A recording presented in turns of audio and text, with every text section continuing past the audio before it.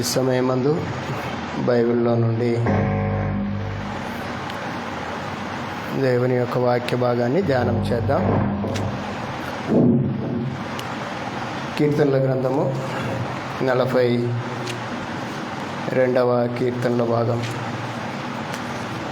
లేచి నిలబడి వాక్య భాగాన్ని ధ్యానం చేద్దాం. 42 కీర్తనలు. దుబ్బి నీటి వాగుల కొరకు ఆశపడినట్లు, దేవా, నీ కొరకు నా ప్రాణము ఆశపడుచున్నది.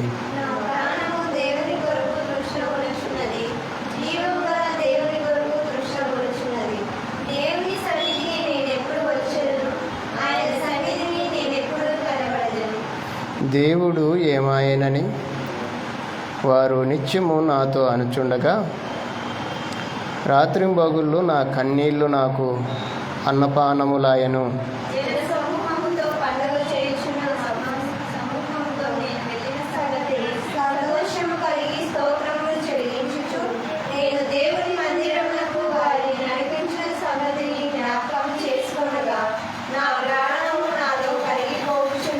నా ప్రాణమా, నీవు ఎలా కృంగియున్నావు? నాలో నీవేలా తొందరపడుచున్నావు? దేవుని యందు నిరీక్షణ ఉంచుము. ఆయనే నా రక్షణకర్త అనియు నా దేవుడనియు చెప్పుకొనుచు ఇంకనూ నేను ఆయనను స్తుతించెదను.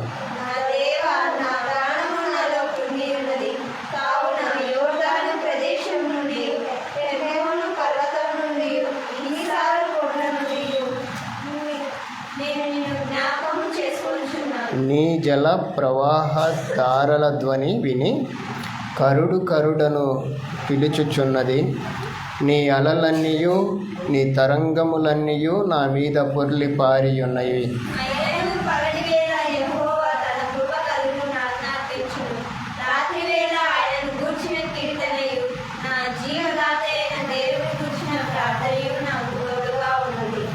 కావున నీవేళ నన్ను మరచియున్నావు. శత్రుబాధ చేత నేను దుఃఖాకాంతుడనై సంచరించవలసి వచ్చినేమి అని నా ఆశ్రయదుర్గమైన నా దేవునితో నేను మనవి చేయుచున్నాను.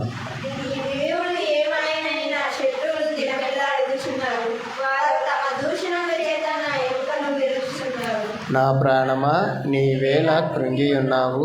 నాలో నీవేళ తొందరపడుచున్నావు? దేవుని యందు నిరీక్షణ ఉంచుము. ఆయనే నా రక్షణకర్త, నా దేవుడు, ఇంకను నేనాయనను స్తుతించెదను. అందరం కూర్చుందాం. చిన్న ప్రార్థన చేసుకుందాం. పరలోకమందున్న మా తండ్రి, పరిశుద్ధుడైన మా దేవ, మీకు స్తోత్రాలు. మీ కుమారుడైన యేసుక్రీస్తు నామములో ఈ ఆరాధన దిన కాలం అంతటిలో మీ సన్నిధికి మేము రావటానికి మీరు మమ్మల్ని నడిపింపును బట్టి నేను స్తుతిస్తూ ఉన్నాం. తండ్రి, ఈ దిన కాలమందు ఈ విధంగా నీ సన్నిధికి మేము వచ్చి నిన్ను ఆత్మతో సత్యముతో ఆరాధించుకునే స్థితిని మాకిచ్చినందుకై మీకు కృతజ్ఞతలు. దయగల ప్రభువా, ప్రేమగల దేవా, అయా, ఈ సమయమందు నీ పిల్లలమైన మమ్ములని మీరు దృష్టి ఉంచండి. మీ మాటలు మాకు తెలియచేయండి. ఇది నా ఆత్మీయతలో మేము పొందుకోవలసిన వర్తమానమును మా కొరకు మీరు సిద్ధపరచండి. మీరు మాట్లాడండి నాయనా. మీ మాటలు మా హృదయంలో నాయనా చేర్చుకొని భద్రపరుచుకొని వాటిని నెమరు వేసుకోగలిగిన స్థితిని మాకు అనుకూలంగా ఉంచండి. వినగలిగిన చెవులను, గ్రహింపు కలిగిన మనస్సును కూడా మాకు దయచేసి మీరే మహిమ పొందుకోమని నాయనా, ప్రారంభం మొదలుకొని కార్యక్రమం చివరి వరకు మీ సహాయాన్ని మేము కోరుకుంటుండగా దయ చూపించమని, ఈ సమయం ముందు మీరు మాతో మాట్లాడుతుండగా మమ్మల్ని అందరినీ యొక్క సన్నిధిలో సిద్ధపరచి నడిపించమని యేసుక్రీస్తు నామములో ప్రార్థన చేస్తున్నాను మా పరమ తండ్రి. ఆమేన్. ముందుగా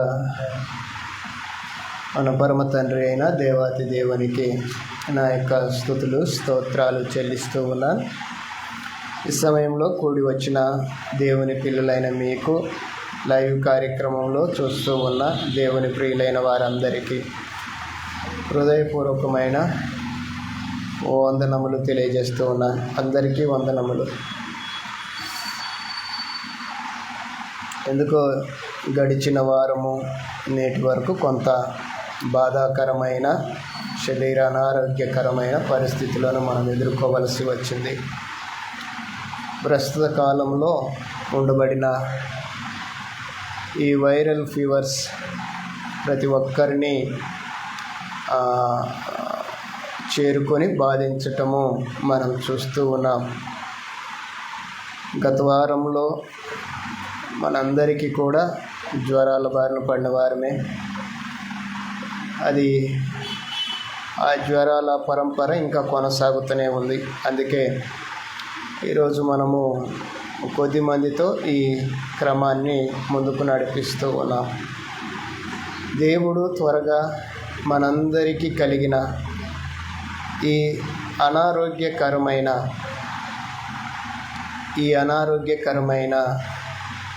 పరిస్థితుల నుండి విడిపించునుగాక. ఆమేన్. మనందరికీ కలిగిన జ్వరాలన్నీ కూడా దేవుడు త్వరగా తీసివేయాలని మనము మన ప్రార్థనలో గుర్తు చేసుకుందాం. అయితే ఈ సమయంలో ఒక ప్రాముఖ్యమైన వర్తమానాన్ని మీ ముందు నేను తీసుకురావటానికి ఇష్టపడుతూ ఉన్నాను. మీరు శ్రద్ధగా ఈ విషయాల్ని జ్ఞాపకం చేసుకోవలసిందిగా నేను కోరుకుంటున్నాను. ఏంటి ఆత్మీయకరమైన మాటలు అంటే, కొరింథీయులకు రాసిన మొదటి పత్రిక 2వ అధ్యాయం 13వ వచనంలో ఒక మాట మనము ధ్యానం చేద్దాం. కొరింథీయులకు రాసిన మొదటి పత్రిక 2వ అధ్యాయం 13వ వచనం.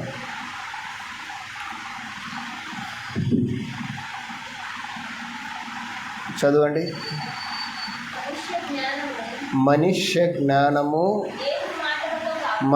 జ్ఞానము నేర్పు మాటలతో కాక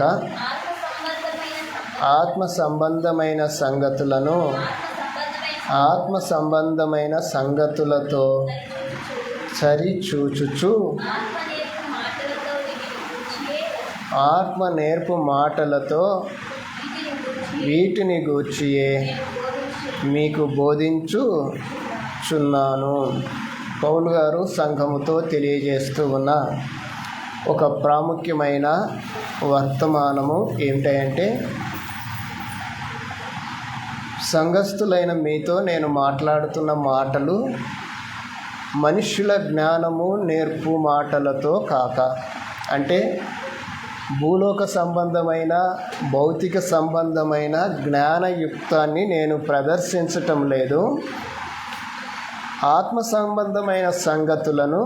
సంబంధమైన సంగతులతోనే సరిచూచుచు నేను వాటిని బోధించుచున్నాను అని పౌలు గారు తెలియజేశారు. కనుక పరిశుద్ధ గ్రంథంలోని లేఖన భాగాల్ని మనము ఎప్పుడు ధ్యానించినా భౌతికమైన విధానాలను బట్టి ఆలోచించక, ఆత్మ సంబంధమైన విషయాలను బట్టి అనుసరించి ముందుకు నడిస్తే అది మనకు మంచిది.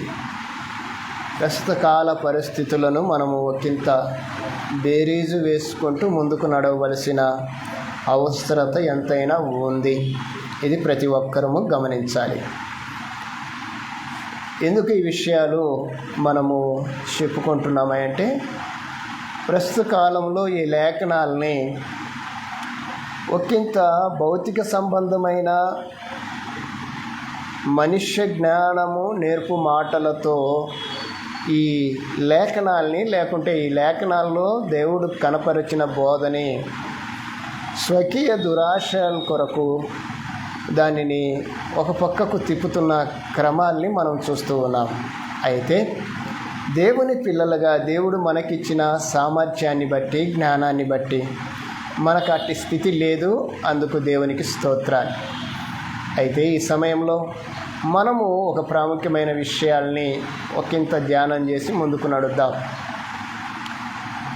కొంచెం నాతో పాటు మీరు వాక్య ప్రయాణంలో ముందుకు నడవాల్సిందిగా నేను మిమ్మల్ని కోరుకుంటున్నాను.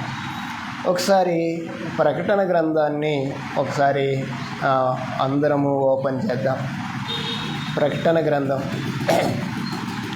2వ అధ్యాయం. నేను చెప్పు ప్రతిదీ కూడా మీరు త్వరగా చదవడానికి ప్రయత్నం చేయండి. 7వ వచనం ఒకసారి చదువుతారా? చెవి గలవాడు ఆత్మ సంఘములతో చెప్పుచున్న మాట చాలు. ఆత్మ సంఘములతో చెప్పుచున్న మాట వినుగాక. 11వ వచనం, సంఘములతో ఆత్మ చెప్పుచున్న మాట చెవి గలవాడు వినుగాక. 17వ వచనం, సంఘములతో ఆత్మ చెప్పుచున్న మాట చెవి గలవాడు వినుగాక. 29వ వచనం, సంఘములతో ఆత్మ చెప్పుచున్న మాట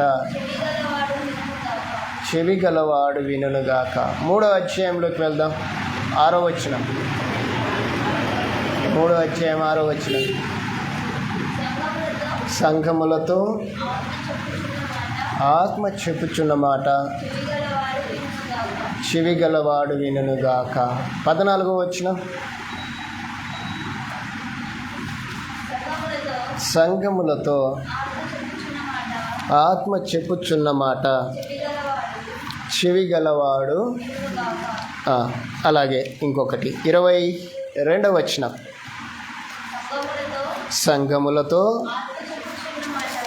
ఆత్మ చెప్పుచున్న మాట చెవి గలవాడు వినుగాక.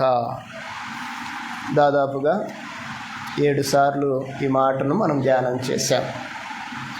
7 సార్లు అనగా 7 సార్లు కూడా ఈ మాటను ధ్యానం చేయడానికి ఒకంత ఆలోచనాత్మకమైన అవగాహన మన ముందు ఉంది అనేది మనం నేర్చుకోవటానికి మీ మాటలన్నీ మీతో చదివించాను. ప్రకటన గ్రంథము ప్రవచన గ్రంథము అని పిలుస్తాం. ప్రకటన గ్రంథ సారాంశము ఈరోజు స్థానిక సంఘాల్లో ఒకంత పరిశీలనాత్మకంగా పరిశీలించవలసిన అవసరత ఉంది అనేది మనం ఎరగాలి. సర్వసాధారణంగా ప్రకటన గ్రంథ ధ్యానము నేటి సంఘాలకి ప్రయోజనకరం. ఈరోజు లేఖన జ్ఞానాన్ని కలిగి బోధిస్తూ ఉన్న దేవుని సేవకులైన, లేఖనాల్ని ఆధారం చేసుకొని మాట్లాడుతూ ఉన్న దేవుని ప్రియులైన వారెవరైనా ఒకంత పరిశీలనాత్మకంగా ఈ లేఖన భాగాల్ని ఆలోచన చేయగలిగితే మనకు ప్రయోజనం. ఇప్పుడు 7 సార్లు 7 దఫాలుగా ఈ మాటను, ఒకే మాటను మనం చదువుతూ వచ్చాం. 7 సార్లు చదవటానికి గల కారణం ఏంటంటే, పరమందున్న దేవుడు 7 సంఘములు అని చెబుతూ ఆ 7 సంఘాలకి లేఖలు రాస్తూ ఉన్నాడు. ఆ 7 సంఘాలకి లేఖలు రాస్తూ ఉన్నాడు. ఏ సంఘాలు అవి అంటే ఎఫెసు, సుర్ణ, పెర్గము, తురతైర, సార్దీసు, ఫిలదెల్ఫియా, లవదేకియా అను 7 సంఘములకు పరమందున్న దేవుడు యోహానుకి ఒక దర్శనాన్ని చూపిస్తూ ఆ దర్శనములో సంఘాల యొక్క స్థితిని స్కాన్ చేసి, బాగా వినాలి, స్కాన్ చేసి చూస్తూ రాస్తున్నాడు. ఎఫెసీ సంఘం యొక్క స్థితిని స్కాన్ చేశాడు. సుర్ణ సంఘం యొక్క స్థితిని స్కాన్ చేశాడు. పెర్గమ, తురతైర, సార్దీసు, ఫిలదెల్ఫియా, లవదోకియా అనే సంఘాలన్నింటినీ కూడా ఆ చుట్టూ ఉన్న సంఘాలన్నింటినీ స్కాన్ చేశాడు. స్కాన్ చేయటం అంటే మీకు తెలుసు కదా, స్కాన్ చేయటం అంటే లోపలగా చూస్తున్నాడు. లోపలిగా అంటే మనం ఎక్స్రే కాలు ఎరిగింది, దాన్ని ఏం చేయాలి, మనము ఎక్స్రే తీయించాలి. ఎక్స్రే తీస్తే ఎక్కడ అది ఇరిగిందో ఆ భాగం మనకు తెలుస్తుంది. స్కాన్ చేస్తే ఎక్కడ దానికి గాయం కలిగిందో తెలుస్తుంది. అలాగనే ఆ రోజు పరమందున దేవుడు యోహానుకి దర్శనాన్ని చూపిస్తున్నాడు. ఆ దర్శనములో సంఘాలని చూపిస్తున్నాడు. సంఘాలను చూపిస్తూ ఆ సంఘాలని చూపించి వాటికి ఉత్తరం రాయమని చెప్పేశాడు. ఏమేమి రాయమన్నాడో 7 సంఘాలకి మనం ఆ 3 అధ్యాయాలు గిన చదవగలిగితే వాటికి ఏమేమి రాశాడో మనం గమనించగలం. అయితే రాస్తూ ఉన్న ప్రతిసారి చివరిలో ఆయన చెప్తున్న మాట ఏంటంటే, చెవి గలవాడు ఆత్మ సంఘములతో చెప్పుచున్న మాట వినుగాక అని రాశాడు. అంటే అర్థమేంటి? దేహానికి దేవుడు జ్ఞానేంద్రియాలను ఇచ్చాడు. ఈ జ్ఞానేంద్రియాలు వాటి పనిని జరిగించాలి, వాటి పనిని, వాటి కర్తవ్యాన్ని నెరవేర్చాలి. ఒకవేళ ఈ జ్ఞానేంద్రియాలు వాటి కర్తవ్యాన్ని నెరవేర్చలేని దేహం గిన కలిగి ఉంటే ఆ దేహాన్ని ఏమంటామంటే అంగవైకల్యము కలిగిన దేహము అంటాం. అంటే ఒకవేళ చెవులున్నాయి వినపడదు, దాన్ని ఏమంటాము? చెవిటివాడు అంటాము. అంటే దేహంలో ఏముంది? అంగవైకల్యం ఉంది. కళ్ళు ఉన్నాయి కనపడవు, ఇతన్ని ఏమంటాము? గుడ్డివాడు అంటాము. అంటే అర్థం ఏంటి? ఇతనికి కనపడదు అని అర్థం. అలాగనే ఈ దేహములో కలిగిన ఈ జ్ఞానేంద్రియాలు వాటి కర్తవ్యాన్ని నిర్వహించవలసిన అవసరత ఆ దేహానికి ఉంది. ఒకవేళ ఆ దేహము ఆ చెవులు ఉండి వినకపోయినా, కళ్ళుండి చూడకపోయినా, ముక్కుండి వాసన గ్రహించకపోయినా కలిగే నష్టము దేనికై అంటే, దేనికి చెప్పండి? దేహానికే. కనుక ఈ దేహాన్ని గురించి దేవుడు మాట్లాడుతూ ఆత్మ సంఘములతో చెప్పుచున్న మాట చెవులు గలవాడు వినాలి. చెవి గలవాడు ఏం వినాలంట? సంఘముతో చెప్పుచున్న మాట వినాలి. ఈరోజు వినలేని పరిస్థితులలో సంఘాలు ఉన్నాయి, పరిస్థితులు ఉన్నాయి. నిజంగా ఆత్మ చెప్పే సంగతులే సంఘాలు వింటే, సంఘము గ్రహిస్తే, సంఘము అంటే ఏంటో మనము ఒకంత ఆలోచన చేయకపోతే మనం ఈరోజు తప్పులో పడిపోయే అవసరత ఉంది. అందుకే ఈ మాటల్ని ఒకంత ధ్యానం చేయించటానికి మీతో నేను మాట్లాడటానికి ఇష్టపడుతున్నాను. ఎవరు వినాలి మాటలు? చెప్పండి, ఎవరు వినాలి? ఎవరికి వినాలి? చెవులు గలవారు వినాలి. చెవులు గలవారు ఎక్కడ ఉన్నారు? ఎక్కడున్నారు? సంఘములో ఉన్నారు. సంఘములో చెవులు గలవారు ఉన్నారు. సంఘములో చెవులు గలవారు ఏ మాటలు వినాలి? ఆత్మ చెప్పే సంగతులనే వినాలి. అంటే ఆత్మ చెప్పని సంగతులు కూడా ఉండొచ్చు, కానీ ఒకంత పరిశీలన చేసి వాటిని మనం వింటేనే ధన్యులము, వినకపోతే దౌర్భాగ్యులం. ఇందులో ఎలాంటి తేడా లేదు, ఎలాంటి ఎక్స్క్యూజ్ కూడా లేదు ఇందులో. కనుక ఈ విషయాల్ని మనం గమనించగలిగితే ఆత్మ చెప్పుచున్న మాట చెవులు గలవాడు వినాలి. ఎక్కడ వినాలి? సంఘములో వినాలి. సంఘము అంటే ఏంటో మనం ఒకంత పరిశీలన చేద్దాం. ఏంటి సంఘం అంటే? మనకు తెలిసిన అర్థాన్ని మనం చెప్పుకుందాం. ఇక్కడ నేను బోర్డు మీద మీకు ఒకంత క్రమం కనపడుతుంది. సంఘము అంటే ఏంటట మరి? చర్చ్ అంటే ఏంటంటే సంఘము. సంఘము అంటే చర్చ్ అంటున్నాము. దీని ఇంగ్లీష్ పదము చర్చ్. మరి గ్రీకులో ఏమని ఉంది దీనికి అర్థము అంటే ఎక్లేషియా అనే అర్థం ఉంది. ఏమని అర్థమమ్మా? ఎక్లేషియా. అంటే ఈ లేఖన భాగాలు గ్రీకులో నుండి తర్జుమా చేయబడినాయి. ఈ గ్రంథము ఆదిమ, హెబ్రీ, గ్రీకు భాషల్లో నుండి తర్జుమా చేయబడింది కనుక ఆ భాషలో దానికి ఉన్న పదం ఏంటంటే సంఘానికి ఉండబడిన పదము ఎక్లేషియా.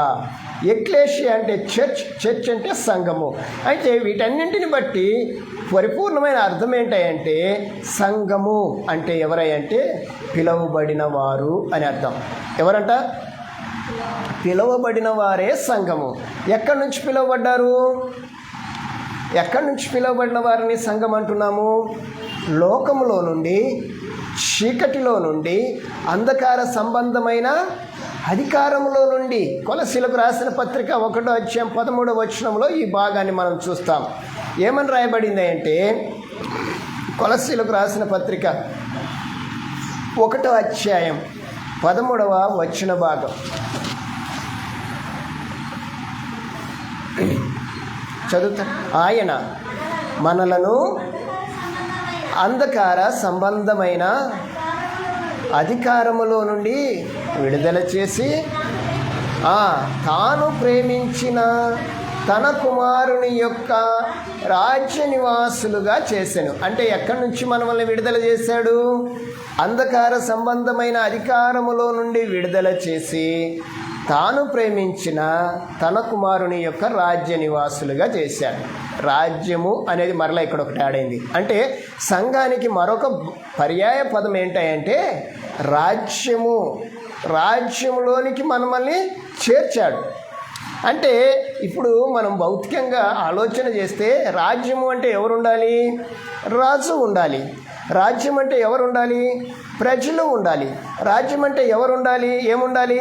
చట్టము ఉండాలి. ఇది ఇక్కడ చూడండి, రాజ్యము, రాజు, ప్రజలు, చట్టము. ఇక్కడ ఈ రాజ్యానికి రాజు ఎవరు? రాజ్యానికి రాజు క్రీస్తు. రాజ్యానికి ప్రజలెవరు? సంఘము. ఈ రాజ్యానికి చట్టం ఏముంది? క్రొత్త నిబంధన చట్టం ఉంది. అంటే రాజ్యమే సంఘము, సంఘమే రాజ్యం అంటానికి గల కారణం ఏంటంటే మనం ఒక మాట ఇక్కడ చూద్దాం. ఎఫెసీయులకు రాసిన పత్రిక 1వ అధ్యాయం. ఈ సంఘానికి శిరస్సు ఎవరో చూద్దాం. 22వ వచనం. యేసుక్రీస్తు ప్రభువుని గురించి మాట్లాడుతున్న ఒక మాట.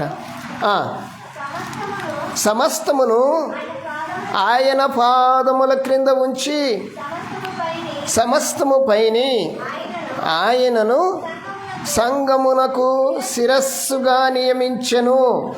ఆ సంఘము ఆయన శరీరం. ఇప్పుడు చెప్పండి, సంఘం ఎవరు? ఆయన శరీరము. ఆ శరీరానికి శిరస్సు ఎవరు? క్రీస్తు. ఇంకొక మాట కూడా చూద్దాం. కొరింథీయులకు రాసిన పత్రిక 1:18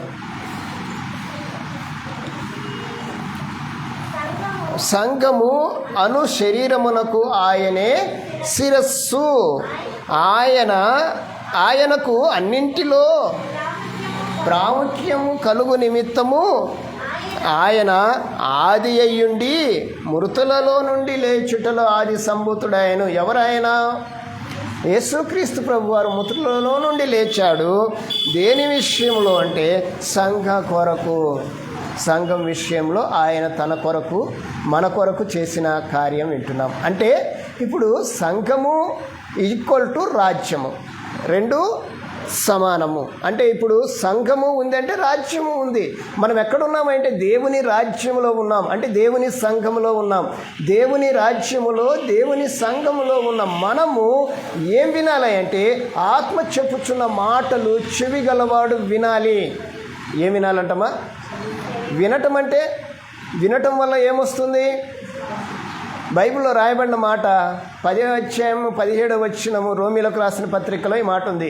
వినుట వలన విశ్వాసము కలుగును, వినుట క్రీస్తును గూర్చిన మాట వలన కలుగును. వినటము, లిజన్, చాలా ప్రాముఖ్యమైనది మానవ జీవితంలో.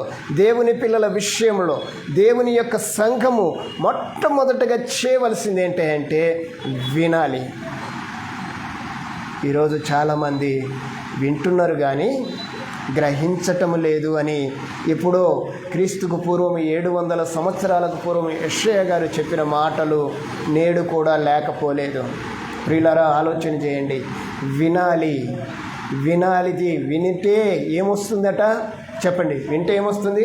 విశ్వాసం కలుగుతుంది, నమ్మకం కలుగుతుంది, మనం విన్న దాని మీద మనకు కొంత పటిష్టత కలుగుతుంది. ఆ స్థితిలో మనం ముందుకు నడవాలి. అయితే ఈ సంఘము, ఈ రాజ్యము ఏమి కాదో మనం చూద్దాం. సంఘము అంటే బిల్డింగ్ కాదు. ఏం కాదంట?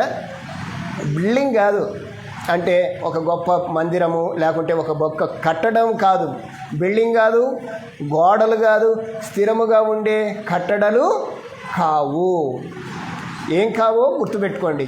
సంఘము అంటే బిల్డింగ్ కాదు, గోడలు కాదు, స్థిరముగా ఉండే కట్టడలు కూడా కాదు. సంఘము అంటే ఏమని రాయబడింది తిమోతి పత్రికలో చూద్దాం. 3వ అధ్యాయం 15వ వచనం తిమోతి పత్రిక.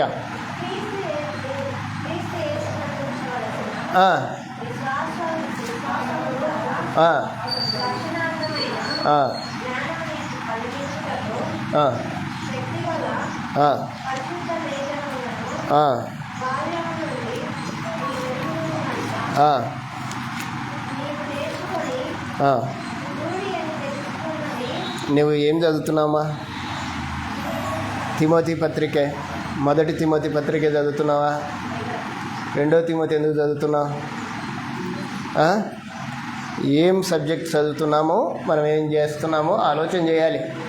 3వ అధ్యాయం 15వ వచనం, అయినను నేను ఆలస్యము చేసిన ఎడల దేవుని మందిరములో, అనగా జీవము గల దేవుని సంఘము, దేవుని మందిరము కట్టడము, దేవుని మందిరము అంటే ఏంటి అంటే జీవము గల దేవుని సంఘము. అంటే సంఘము అంటే ఏంటంట?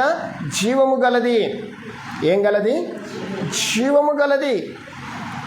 జీవము కలిగింది సంఘము. అంత మాత్రమే కాదు, అపోస్తుల కార్యము 20వ అధ్యాయము 28వ వచనములో యేసుక్రీస్తు ప్రభు వారు ఈ జీవానికి ఏమిచ్చాడు అంటే చెప్తాను. 20వ అధ్యాయం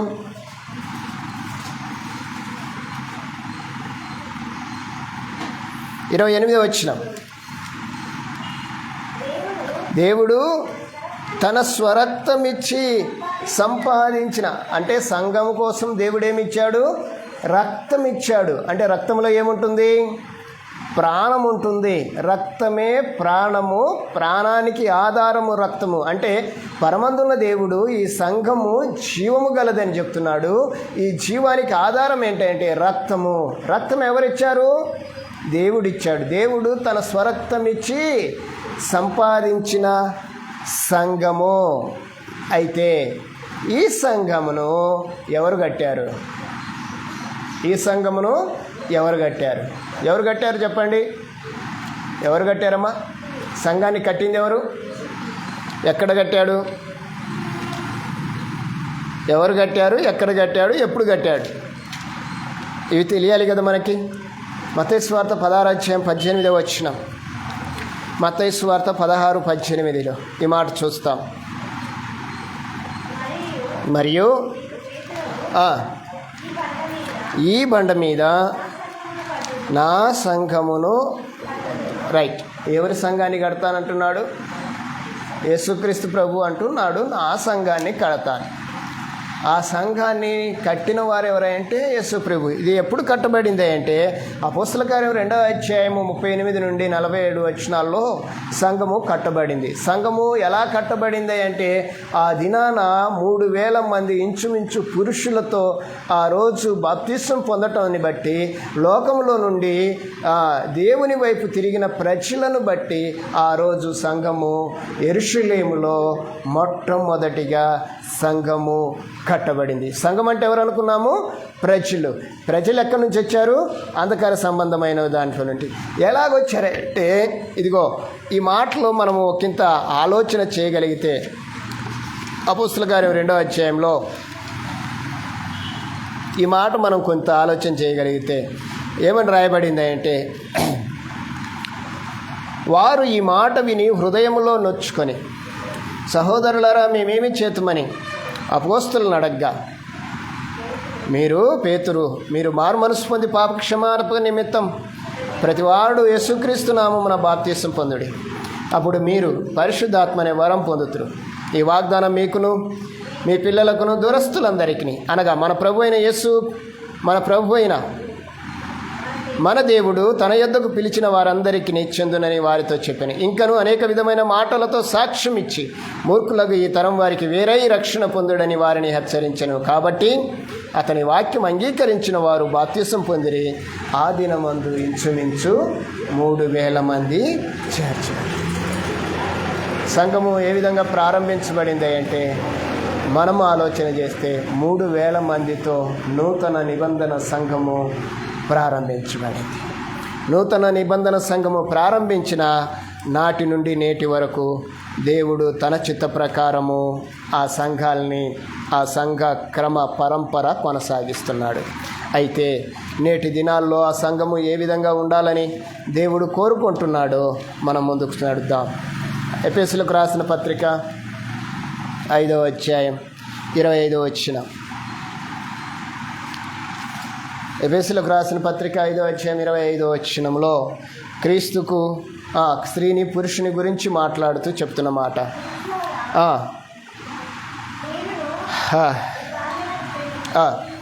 అటువలే క్రీస్తు కూడా సంఘమును ప్రేమించి అది కళంకమైనను ముడతైనను అట్టిది మరి ఏదైనను లేక పరిశుద్ధమైనదిగాను నిర్దోషమైనదిగాను మహిమగల సంఘముగాను ఆయన తన ఎదుట దానిని నిలవపెట్టుకొనవలెనని వాక్యముతో ఉదక స్థానము చేత దాన్ని పవిత్రపరచి పరిశుద్ధపరచుటకై దాని కొరకు తనను తాను అప్పగించుకొనెను. అంటే యేసుక్రీస్తు ప్రభు వారు సంఘము కోసం ఏం చేశాడంటే ప్రాణాన్ని ఇచ్చాడు. సంఘాన్ని ఆయన కట్టాడు. సంఘము ఆయనది. సంఘము అది పరిశుద్ధమైనది, జీవము గలది, ప్రాణము గలది. అటు సంఘములో నువ్వు నేనున్నాను. ఉండబడిన నేను నువ్వు దేవుడు మాట్లాడుతూ చెప్తున్నాడు. రాబోయే దినాల్లో మనం ఒకంత లోతుగా దేవుని వాక్యాల్ని ధ్యానించడానికి సిద్ధపడుతున్న క్రమంలో ముందుగా చెప్తున్న మాట ఏంటంటే, సంఘాలను గురించి చెవి గలవాడు ఆత్మ చెప్పుతున్న సంగతులను ఏం చేయాలట? వినుగాక. అంటే అర్థం ఏంటంటే వినాలి, వినాలి, వినాలి.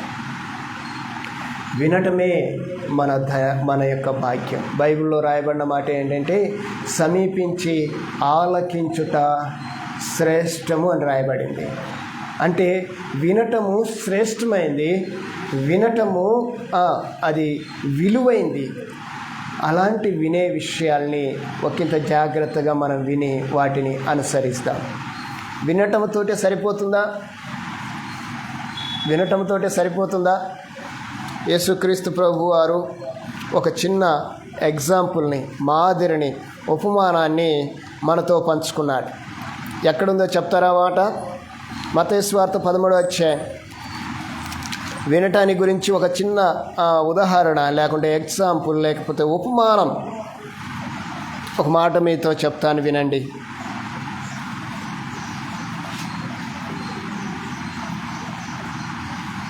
విత్తువాని ఉపమానం మనందరికీ తెలిసిందే.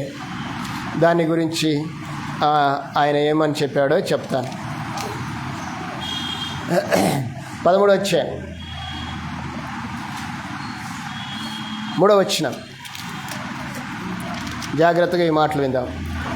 ఆయన వారిని చూచి చాలా సంగతులను ఉపమాన రీతిగా చెప్పెను.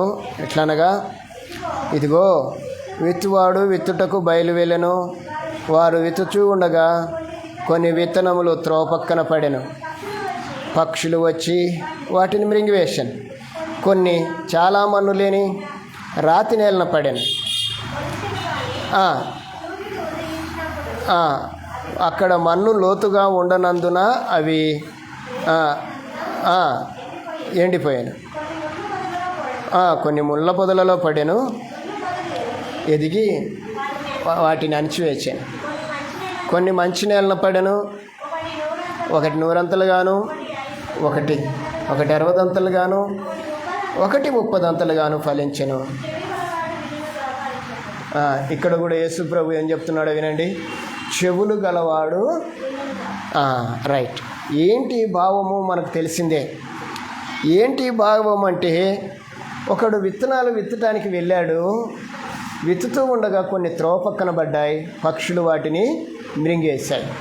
కొన్ని రాతి వేలన పడ్డాయి, మన్ను లేదు కనుక ఎండిపోయాయి. మరికొన్ని ముళ్ళ పొదలలో పడ్డాయి, అవి ఎదిగాయి కానీ ఆ ముళ్ళు వాటిని అణిచేసాయి. మరికొన్ని మంచి నేలన పడ్డాయి. మంచి నేలన పడింది ఒకటేమో 100 60 30 ఫలించింది. ఏమంటే ఈ విషయము అని మనం అంటే, నేను ఒకటే మాట నేను చెప్తాను. 23వ వచనం చదవండి. చివరి మాట నేను చెప్తాను. మంచి నేలన విత్తబడినవాడు వాక్యము విని గ్రహించువాడు. బాగా వినాలి. యేసుక్రీస్తు ఈ ఉపమాన భావము చెప్పడానికి గల కారణం ఏంటి అంటే, వాక్యాన్ని విని గ్రహించాలి. ప్రకటన గ్రంథంలో యోహాను తన దర్శనంలో సంఘములతో చెప్తున్న మాట ఏంటంటే, చెవులు గలవాడు వినుగాక. ఇక్కడ అంటున్నాడు, మంచి నేలన విత్తబడిన వాడెవడంటే వాక్యము విని గ్రహించువాడు. ఇక్కడ విత్తనాల గురించి, పొలాన్ని గురించి దేవుడు మాట్లాడటం లేదు, నన్ను గురించి మాట్లాడుతున్నాడు అనేది మనం అర్థం చేసుకోవాలి. మంచి నేలన పడినవాడు అనగా మంచి నేలన విత్తనబడినవాడు ఎవడయ్యా అంటే వాక్యము విని గ్రహించేవాడు. ఈరోజు నువ్వు ఎలా ఉన్నావు? మనం ఎలా ఉన్నాం? మన పరిస్థితి ఎలా ఉంది? వాక్యాన్ని వింటున్నాము, వినిన దాన్ని గ్రహిస్తున్నామా లేదా? బెరయాలయో ఒక సంఘం ఉందట. ఆ సంఘము దగ్గరికి వెళ్తే వారు ఏం చెప్తారంటే, పౌలు శీలలు వాక్యం చెప్పిన ఆ సంగతులు అలాగ ఉన్నాయో లేవో అని వారు లేఖనాల్ని పరిశీలన చేశారట. ఈరోజు నువ్వు నేను ఎలా ఉన్నాం? పరిశీలన చేసేవారిగా ఉన్నామా? పరిశీలన చేసి ఏం చేయాలంటే గ్రహించాలి. గ్రహించటము అంటే మనం హృదయంలోనికి దాన్ని చేర్చుకోవటం. ఎప్పుడైతే వాక్యాన్ని నీ హృదయంలో చేర్చుకుంటావో నువ్వు ఎలా ఉంటావు? 100 చెప్పండి, ఎలా ఫలిస్తామంట? 100 ఫలిస్తాం, 60 ఫలిస్తాం, 30 ఫలి. అంటే వాక్యం విని గ్రహించిన వారి యొక్క స్థితి ఏంటంటే ఫలించటమే. ఎవరు ఫలించాలని దేవుడు కోరుకుంటున్నాడు? ఇప్పుడు చెప్పండి. సంఘము. ఎవరు వినమని చెప్పాడు? సంఘము. ఏం వినమన్నాడు? ఆత్మ చెప్పే మాటలు. ఆత్మ ఏమి చెబుతుందో వాటిని విని ఏం చేయాలంట? గ్రహించాలి. ఒకవేళ గ్రహించకపోతే ఏమవుతామో తెలుసా? ఏమవుతామమ్మా? రాతి వేళన పడిన విత్తనం ఎవరో తెలుసా? త్రోవ పక్క పడిన విత్తనం ఎవరో తెలుసా? త్రోవ పక్క పడిన విత్తనం ఎవరో తెలుసా? వాక్యము విని గ్రహింపకయుండగా, వాక్యం విని గ్రహించని వాడు త్రోవ పక్కన పడినవాడు. తర్వాత వాక్యం విని వెంటనే సంతోషంతో అంగీకరిస్తాడే తప్ప దాన్ని అనుసరించడు. వీడు రాతి నేలన పడినవాడు. ముండ్ల పొదలలో పడినవాడు ఎవడో తెలుసా? వాక్యం వింటాడు, ఐకిక విచారము, ధనం, మోహము అనేటివి ఉండటాన్ని బట్టి వాక్యం వాడిని అణిచివేస్తుంది. ఈడు ముళ్ళ పొదలో పడినవాడు. అయితే నువ్వు నేను మంచి నెలలో పడ్డాం అంటే మంచి సంఘంలో ఉన్నాం, తాను కోరుకున్న సంఘంలో ఉన్నాం. తాను కోరుకున్న సంఘంలో ఉండబడిన మనము ఎలా ఉండాలంట? వాక్యం విని గ్రహించాలి. అట్టివారు ఎలా ఉంటారని చెప్తున్నాడు? అట్టివారు సఫలులై. అంటే అర్థం ఏంటో చెప్పండి. అట్టివారు సఫలులై. అట్టివారు సఫలులై అంటే వీరు ఎప్పటికీ కూడా విఫలులు కారు. We are cannot fail. వీళ్ళు ఎప్పటికీ విఫలులు కారు, సఫలు అవుతారు. ఎవరు సఫలు అవుతారమ్మా? వాక్యం విన్నారు, విని గ్రహించిన వారు సఫలు అవుతారు. అట్టి స్థితి దేవుడు మనందరికీ దయచేయునుగాక. ఆమేన్. దేవుడి మాటలు మన వెనుకల్లో దీవించునుగాక.